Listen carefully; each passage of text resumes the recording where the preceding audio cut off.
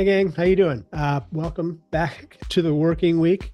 Another Monday, folks. Bill Sheridan here with the Maryland Association of CPAs. Here to start your week with actually another great CPA story. We are on the hunt for the purpose behind the profession. We got another great story to share with you this week. My guest today is Jeff Wilson.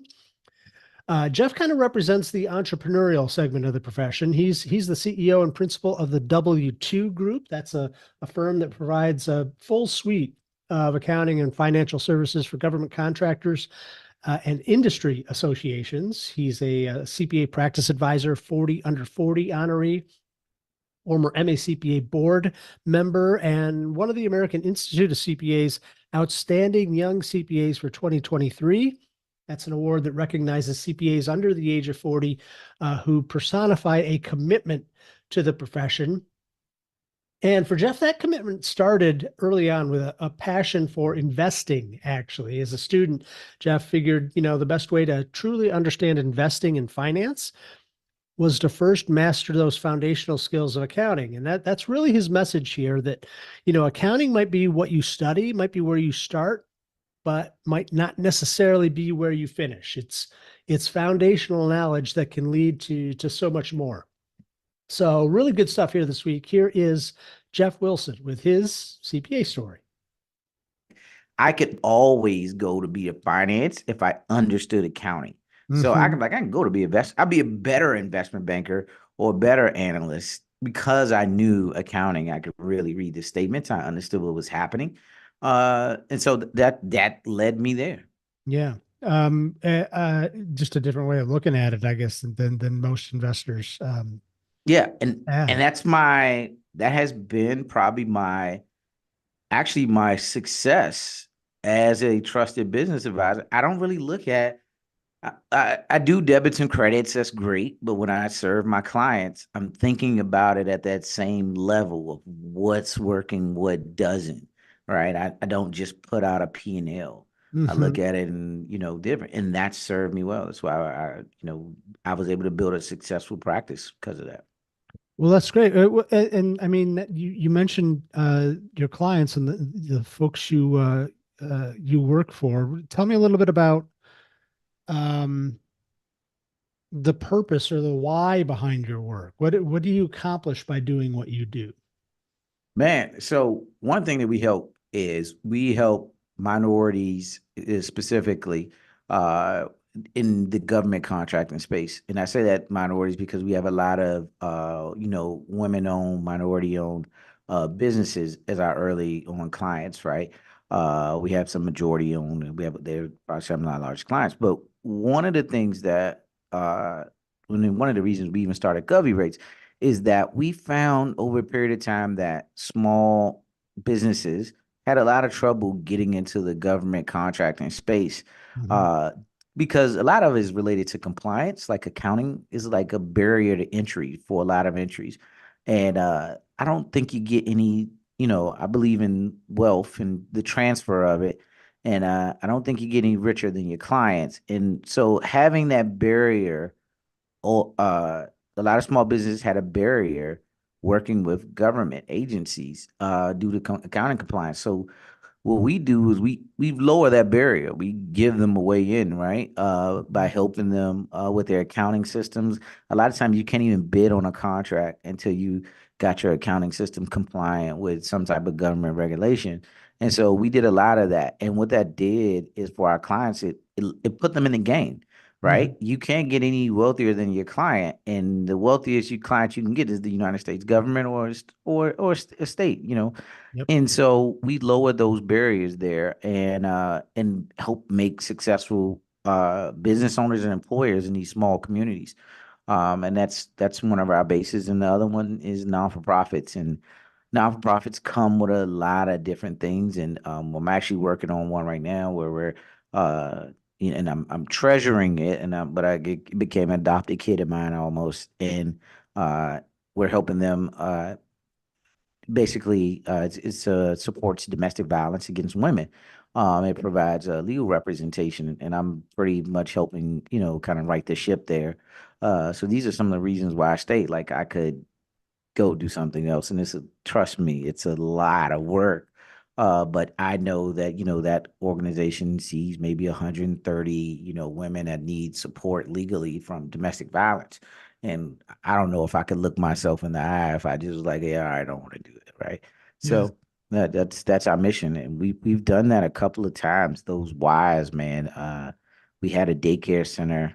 Lady was able to, she was serving like maybe like 5 kids, and probably wasn't really going where, and we kind of helped them turn it in a year into a $2 million entity serving like 100 kids. So those are your whys, those great stories about really helping out the community, one way or another, different areas. That's amazing stuff. I mean, um, the work that you're doing for them allows them to focus on the work that they should be doing instead. Yeah. And that kind of work is really, changing the world. Yeah, you can't focus on the debits and credits. I mean, you got to do that work wise, right? But you Right. gotta, what I try to tell my team is like, what you're doing is having an effect no matter what. And you got to think about the effect that when you do really good work, what it does for some group of parents, about 100 of them, they got a place to safely take their kids safely to be cared of while they go to work. That's major, Yep. and we also provided somebody jobs, right? That place has to serve 100 kids now. So there you go. So those are the impacts, the small impacts that we don't really see as an accountant, so we don't think about. And I think we have to highlight those like a lot more. No doubt. Well, this might be related in a way to all that, but what's most gratifying for you? I mean, what inspires you about the work that you do? I love what I do for the community, right? I think communities are really a representation of the people that serve them. Uh, But I think the most inspiring thing that I do is really about those that come behind me, right? The younger generation. I had a smile on my face because I'm all about the future generation of accountants and what they're trying to do and helping guide them. And I say that because sometimes they call me randomly with wild ideas. Uh-huh. But I like that part. That's the gratifying part of like helping these younger students, or I don't want to call them kids. These people figure it out, right? And I'm glad that I can be someone that they feel like, hey, you figured it out. And I'm like, hey, dude, I hate to tell you, I ain't figured it all out yet. But I like to, provide them some direction on that, especially the entrepreneurial ones. I think those are the entrepreneurial accountants are the ones that typically reach out to me and like, hey, I want to do this or my business or Mhm. whatever. I mean, I'll tell you about like and then being like an open space for them, to kind of be creative. I was able to be creative in my own firm, but and they're looking for that. So I appreciate that's probably the biggest part I appreciate about it is why I still do it. There are days when I definitely think about not, but I know I'm helping someone else figure it out. So Well, that's great because I think a lot of folks who kind of look at the stereotypes behind accounting and finance might think, oh, there's no room for innovation or being an entrepreneur yeah, or in just in being accounting cool. and finance, and to see somebody like you who's Yeah. done it, can be inspiring in its own right. Yeah. Yeah, I think I mean, there you go, right? And those are some of the reasons. Like, you don't have to be, I mean, yesterday I probably had on a suit or whatever, but they get to be them, right? And they have to see that, right? And so I try to just be whatever beacon of light of like, hey, you can do this, you can be creative, you can still be yourself, right?